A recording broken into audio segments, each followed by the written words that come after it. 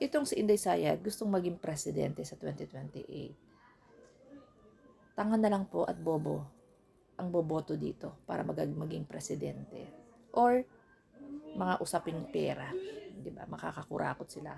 Sino ba naman ang matinong tao na gustong ilid ang ating bansa, gustong magiging presidente pero wala sa tamang pag-iisip? Puro galit, paghiganti. Unang-una, nagpa-press con, 'di ba? Unang-una, ano sabi niya? I want to cut his neck. Tapos daw yung mga nasa likod niya, gusto niya daw pagpupugutin ng ulo. Pangalawa, gusto niyang itapon yung bangkay ng dating presidente sa West Philippine Sea. Pangatlo, tinanong siya sa SONA kung ano yung masasabi niya doon sa SONA ni PBBM. Iba ang sinagot.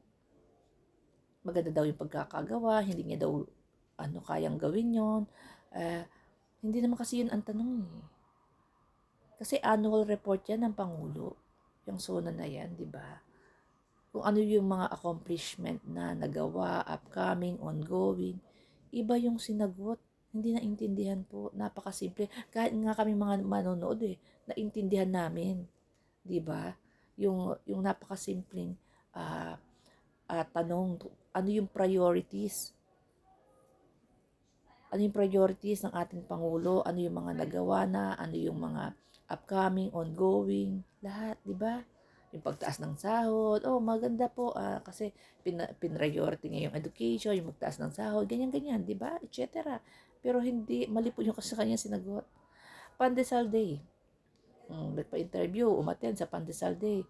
Ano ang kanyang kwento? Diyos mio. Yung kanya daw, hindi daw ordinaryong palaman. Cheese. Tapos, nako, puro po kabobohan po. Hindi mo maisip na vice presidente ba ito? Dapat in-appreciate mo yung mga panadero. Yung mga panadero na talagang hindi tumitigil na 'di ba? Mag-produce. Yung mga kumpanya na hanggang ngayon pinapanatili yung ating tradisyon, yung pandesal natin at lalo pang pinapasarap, affordable, pinipilit na i-adjust para po makabili tayo. 'Di ba? Tuwing may kalamidad, laging wala. Nasa ibang bansa. Tuwing may mga aligasyon, may investigasyon, hindi sumasagot. Nag-iibang bansa, naglalaho, nagtatago, she ran away. Diba? Walang sinasagot. Walang achievements.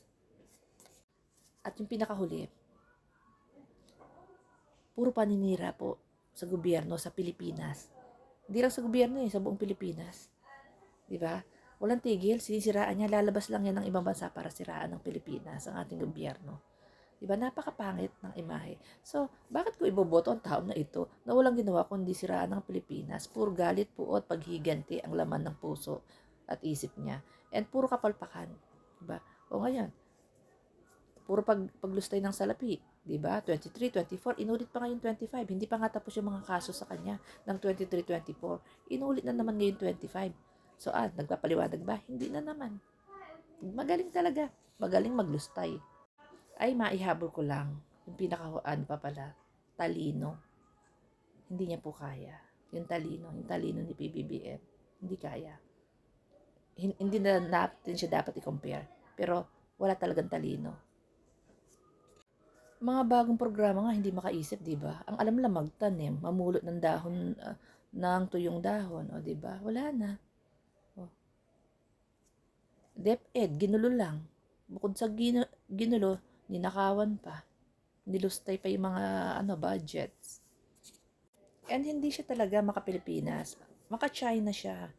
May pakialam ba siya doon sa mga Coast Guard natin sa West Philippine Sea, sa mga mangingisda natin? May pakialam ba siya? Wala. Bagkos, pinagtatanggol niya pa. Kaya nga hindi po nila makuha-kuha na mag-aklas ang ating mga military. 'Di ba? Ang AFP natin, 'di ba ginagapang nila? Ginagapang po ng mga retired general.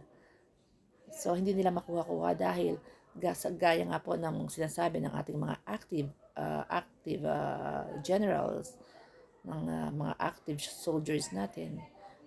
sa panahon ni PBBM, ramdam nila yung pagiging professionals nila. Dahil sa mga kagamitan, talaga nag-provide po si PBBM ng mga high-tech, updated na kagamitan pang sabak if ever na magkakaroon po, especially 'di ba sa Mindanao. So meron silang mga makabagong mga ano ba yun, mga makabagong armas ba. And pati daw yung mga sapatos nila ngayon mas magaganda dahil dati pag akyat nila ng bundok, pagbaba sira na. Ngayon hindi po.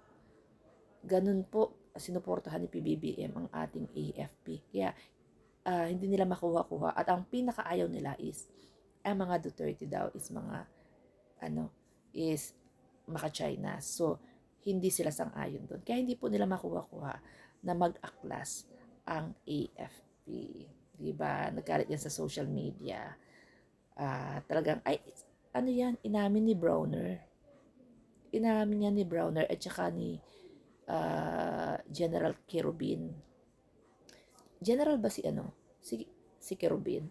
Napanood niyo yung kanyang interview na talagang ginagapang ng mga retired general, ito mga active generals. Pero, siyempre, nagtanong sila doon sa mga members, doon sa mga AFP nila, ng mga soldiers natin, na ayaw nila. Kasi feel nila ngayon ang professional sila sa kasuotan, and sa benefits. Ang ganda po ng benefits ngayon ng ating mga AFP. Sa benefits, sa mga uniforme, kagamitan, and po sa yung kagamitan sa yung mga armas upgraded, talagang yung bago ngayon. Kaya gustong-gusto po nila dahil nabalik yung respeto. Dati kasi pinatahimik sila ni Digong, 'di ba? Pinatahimik sila ni Digong, hindi sila pwedeng lumaban hindi sila pwedeng mag-monitor, mag-round, para magpatrol sa paikot ng West Philippine Sea. Binawalan sila. So, kaya malabo. Walang susuporta kay Inday. Lalo na yung mga, kasama na rin dyan yung mga business person sa Pilipinas. Galit sila sa mga Duterte. Dahil yung corruption po, grabe ang corruption talaga. And feeling ko lang po to sa mga action niya, hindi siya normal. Narcissistic, 'di ba? Parang may mental issue, may galit sa buhay. Hindi hindi pwedeng ang magiging pinuno ng bansa is may galit sa puso. Parang hindi siya masaya sa buhay niya. Parang lagi siyang galit. Mahina ang pasensya. Impulsive, 'di ba? Pag nagalit, nagmumura, nanununtok. Diyos ko pag hinawakan niya pa ang Pilipinas, Diyos ko po, parang uutusan niya ang mga PNP. Di ba? Kagaya nung ginawa ng tatay niya. May reward system. Kung sabi ni Digong, kung hindi mo papatayin, ikaw ang papatayin ko. Sinunod po ng ibang PNP, ayan. 3 na po yung na desisyonan this week. Di ba? Habang buhay na pagkakabilanggo. Reclusion perpetua. So, yun lamang.